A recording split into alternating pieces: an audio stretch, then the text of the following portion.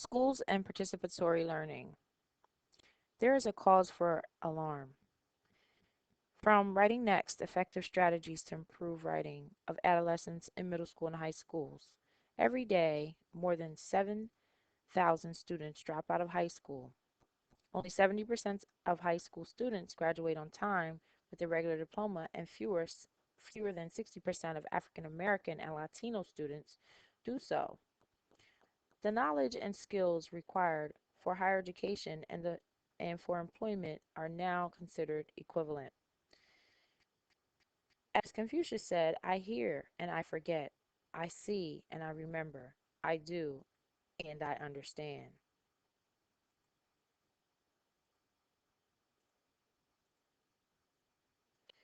From a website called Learning and Teaching, best explains how should schools respond to the challenges posed by participatory learning.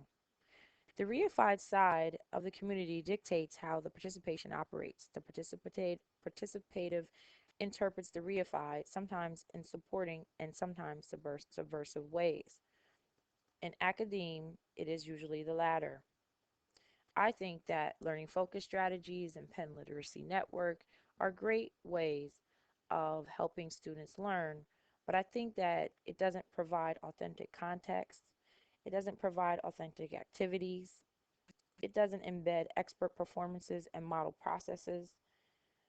I think we need to provide multiple roles and perspectives, support collaborative construction of knowledge, provide coaching and scaffolding, promote reflection to enable abstractions to be formed, promote articulation to enable tacit knowledge to be made explicit, and provide for integrated assessment.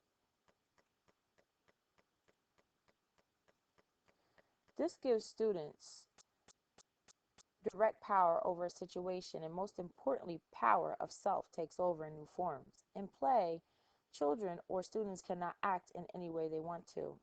Children must abide by rules and forms of the play scenario. Vygotsky believed that play should be viewed at two levels. The higher level can be accomplished with tasks that the child can perform with direct or indirect instruction, and the low level is how the same individual child can perform or play independently without assistance from anyone. As a person grows from the lower form to the higher, the more superior they are at mastering the new skill. And after teaching for 5 years and attempting several different strategies in the classroom, I have discovered that, for example, through activities my students were accustomed to when they were in elementary school, produce better self learning and self assessing than any other form of direct teaching.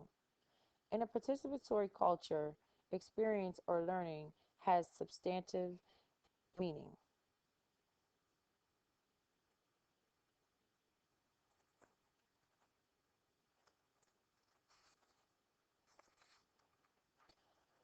According to Henry Jenkins, a participatory culture is taking media into our own hands, meaning that we could use social media and inject it directly into how we educate students. Participatory culture in play is changing our views of what is learning and the learning space for young people because students are acquiring skills outside of school through technology and social media that they can certainly use in school and in the classroom because of the core skills they develop through it.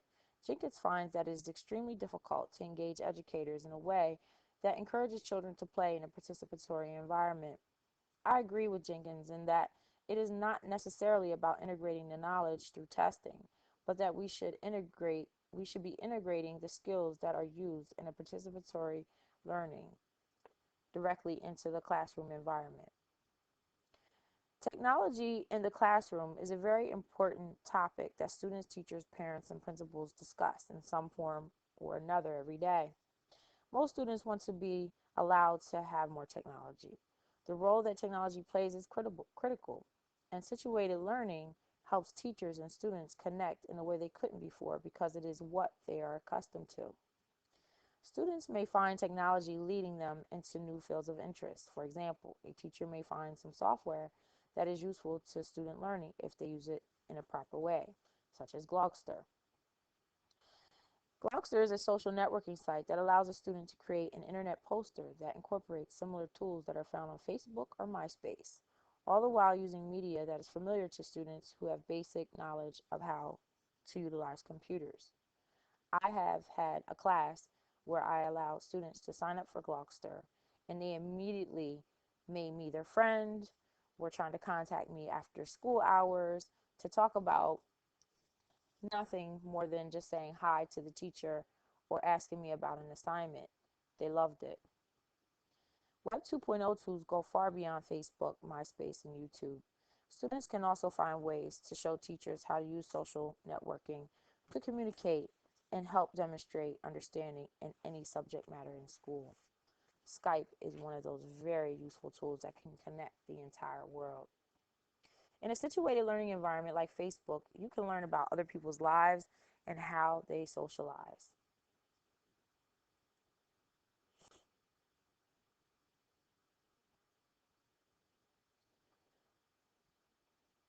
Whether it is through digital games or social media on the internet or through social contact through video game playing, students all participate in social learning. After asking students directly, all of them felt that if more situated learning through digital social interaction occurred, learning would be more fun and that most learners would find a classroom a much more interesting place to be.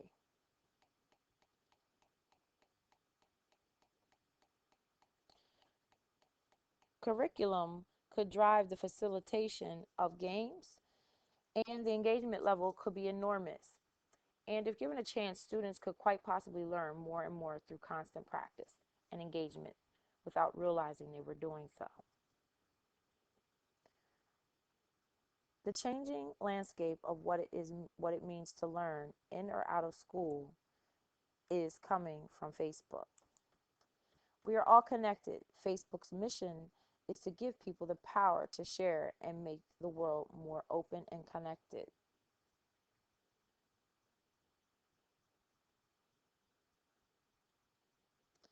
The students in this photo join their collective voices together from 5 high schools, holding up cell phones, tablets, and video cameras.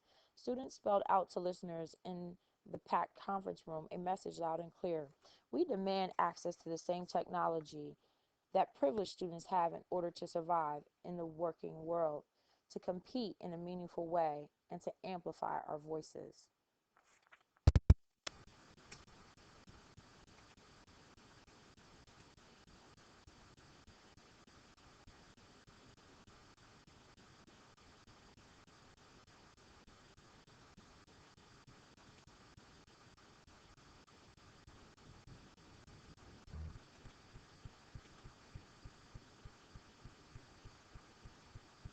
We've been involved so far with the MacArthur Project for about a year.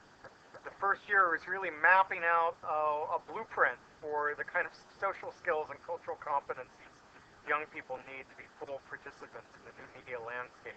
We're at a moment where many of the best ways kids are learning are locked out of schools. They're in a sense de-skilled as they move into the classroom. Our schools, for example, are locking down MySpace rather than bringing MySpace into the classroom and teaching kids to think about social networking in a rational way. And so what we don't want to do is just close the schoolhouse gates and say that's happening there and this is happening here and they're separate kinds of learning. What we want to do is figure out how to build a dialogue across those spaces. And I think that's part of what the MacArthur series will help people do, is lay out a framework for asking rational questions, lay out a vocabulary for discussing what's going on. It's like bringing a flashlight into a cave, right? We're suddenly will be able to see the contours of a new landscape that right now we only grope around. And I think that's the crucial thing. We're afraid of the dark. But if we bring light to the subject, I think we will be able to understand what's going on and make rational decisions about it. I think that Jenkins said it very well. In addition, not every member must contribute, but all must believe they are free to contribute when ready, and that when they contribute, it will be appropriately valued.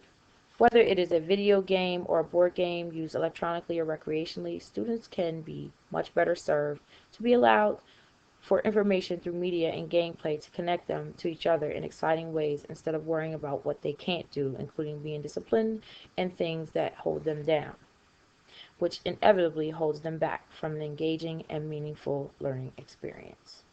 Thank you.